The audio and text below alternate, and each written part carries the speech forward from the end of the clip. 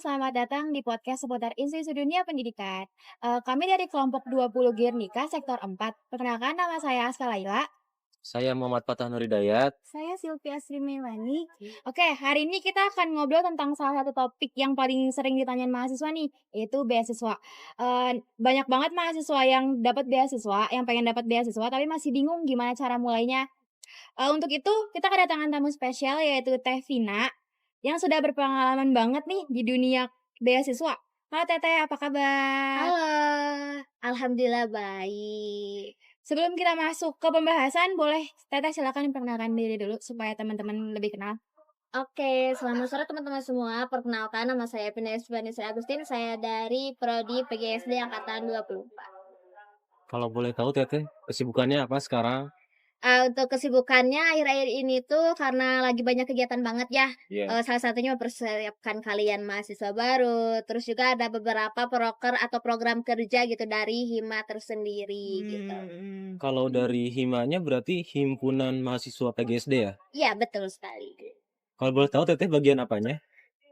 Untuk sekarang aku bagian dari staf PSDO. PSDO. Iya, Apa itu PSDO Teh? PSD itu adalah, pengelolaan sumber daya organisasi di mana di dalamnya itu ada beberapa program kerja gitu, salah satunya nanti ada One Day with Hima, ada Mabim, terus yang, berkaitan dengan pengkaderan-pengkaderan atau mahasiswa baru untuk, PGSD ke depannya, seperti itu. Oke, baik. Bisa dilanjut. Teteh kalau boleh tahu, seperti apa sih dulu waktu Teteh maba pengalamannya? Boleh diceritakan Teh? Boleh, boleh banget. Untuk pengalaman sebenarnya banyak ya, karena yang pertama itu pastinya deg-degan, terus malu, terus kebetulan tahun kemarin Teteh jadi bulu juga gitu ya di kelompok, terus seru sih kayak, oh gak nyangka ternyata kita bisa loh sesampai ini gitu. Kita kayak bangga banget sama diri sendiri karena dari sekian banyaknya ribuan orang, ternyata kita menjadi salah satu orang yang beruntung buat masuk ke UPI Cibiru ini Benar. gitu. Bisa ceritain Teh pas mau kaku tahun kemarin itu gimana?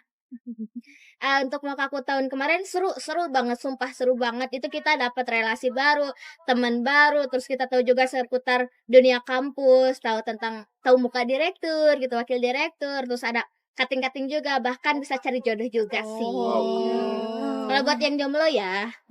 Oke, oke. Boleh dicoba ya Teh. Oke Teteh, langsung aja ya, karena kita sebagai mahasiswa baru, jadi penasaran sebenarnya apa sih manfaat beasiswa selain untuk, mengurangi biaya? Oke, manfaat beasiswa selain dari mengurangi biaya itu yang pertama meningkatkan rasa kepercayaan diri, terus mengembangkan diri, terus yang ketiga itu mengprospek karir kita, dan yang terakhir itu adalah meningkatkan kualitas pendidikan kita supaya menjadi lebih baik gitu. Menarik banget, aku jadi pengen daftar beasiswa deh. Tapi pasti masih banyak banget nih mahasiswa baru yang bingung mulainya dari mana. Apakah Teteh ada langkah pertama apa sih yang harus kita lakuin sebagai mahasiswa baru buat daftar beasiswa? Oke, langkah pertama mungkin kita bisa riset dulu gitu atau mencari informasi-informasi sebanyak mungkin terkait informasi beasiswa ini, apakah si beasiswa ini relevan dengan kita, apakah si beasiswa ini tuh bisa buat kita ambil gitu sesuai dengan kemampuan diri kita sendiri gitu. Kalau dari Teteh sendiri biasanya nyari beasiswa itu di platform apa? Atau dari media sosial apa gitu? Ya, karena sekarang kita, zaman globalisasi gitu dan juga Iya. digitalisasi, pastinya kita mencari informasi itu lewat gadget gitu. Biasanya banyaknya itu di Instagram, kalian bisa cari kayak beasiswa titik ID juga ada, terus kayak kalian bisa cari dulu di Google gitu, beasiswa apa aja yang biasanya ada tiap tahun buat S1. Di sana ada kayak beasiswa unggulan, kalian bisa cari informasinya beasiswa unggulan itu pendaftarannya kapan, kriterianya seperti apa, mungkin seperti itu. Nah Teh, misalkan ada mahasiswa yang mikir gini, IPK aku tuh cuman 3,00. Nah itu udah hopeless banget atau masih ada harapan buat daftar beasiswa Teh? Masih ada harapan buat ikut daftar Iya. beasiswa karena nggak semua beasiswa itu terpatok atau terpaku pada si IPK. Apalagi kalau misal kita baru semester 1, kita kan nggak tahu ya kalau misalkan Oh IPK iya. kita berapa. Mhm. Tapi sebenarnya kita bisa ikut dengan mencari beasiswa itu tersendiri sesuai dengan nyarinya itu yang tidak terpatok dengan si IPK gitu. Oke. Teh kira-kira kita daftar beasiswa itu cukup googling saja atau butuh koneksi dari dosen?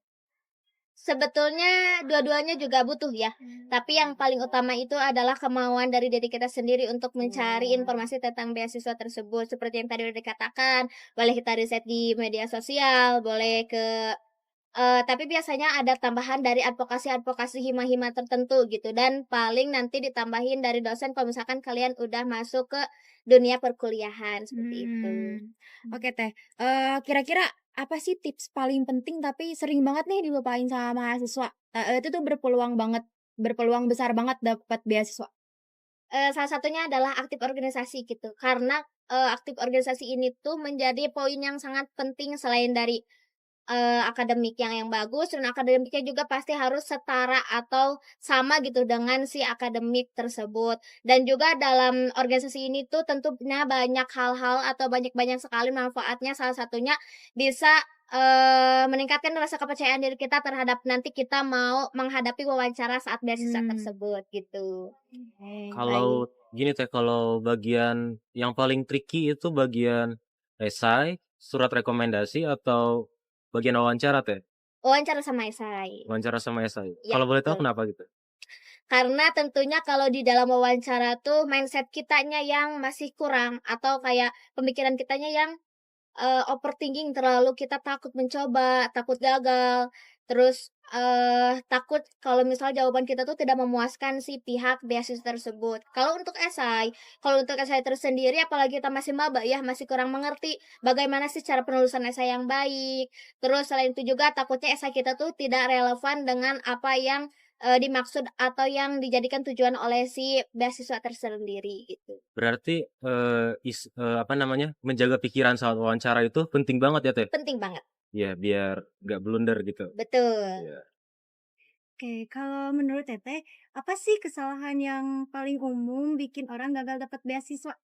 Kesalahan umum orang gagal beasiswa itu adalah kurangnya literasi dan juga riset dari kita sendiri. Terkadang, mahasiswa atau maba baru, mau mahasiswa yang emang udah lama tuh kadang ikut-ikutan, ikut beasiswa. Kayak, "Temen aku ikut beasiswa ini nih, aku juga mau ikut ah," padahal si beasiswa tersebut tuh tidak relevan atau tidak sesuai dengan kriteria diri sendiri gitu. Selain itu juga kayak banyak, kurangnya kita melihat pedoman-pedoman gitu atau cara-cara bagaimana di dalam si beasiswa tersebut, dan kurangnya juga dari rasa kepercayaan diri kita yang terakhir yaitu, eee, kurangnya berkas gitu dari beasiswa tersebut. Oke Teh, kira-kira ada nggak motivasi buat teman-teman yang mau daftar beasiswa? Oke, untuk motivasinya mungkin buat teman-teman yang memang mau daftar jadi mahasiswa, buat daftar menjadi beasiswa, itu bisa banget gitu buat, nyari-nyari riset atau literasinya buat beasiswa yang memang sesuai dengan kemampuan kita, dan jangan overthinking terkait IPK yang mungkin memang kurang di bawah 3 karena IPK itu bukan menjadi acuan kita buat daftar beasiswa. Semangat terus dan jangan pantang menyerah. Ya, terima kasih Teh. Jadi intinya jangan takut coba. Beasiswa itu bukan soal IPK tinggi, tapi juga soal usaha sama konsistensi kalian. Oke, kita sudah di penghujung acara. Hari ini semoga obrolan tentang beasiswa bisa membuka wawasan dan menambah semangat kalian untuk mencoba. Sekian dari kita, saya Aska Laila. Saya dari Muhammad Fatan Hidayat. Saya Sylvia Sri Melani. Kami pamit undur diri. Ingat, setiap orang punya kesempatan yang sama. Tinggal gimana kalian ngejalaninnya. Terima kasih sudah mendengarkan. Sampai jumpa. Terima kasih dan jumpa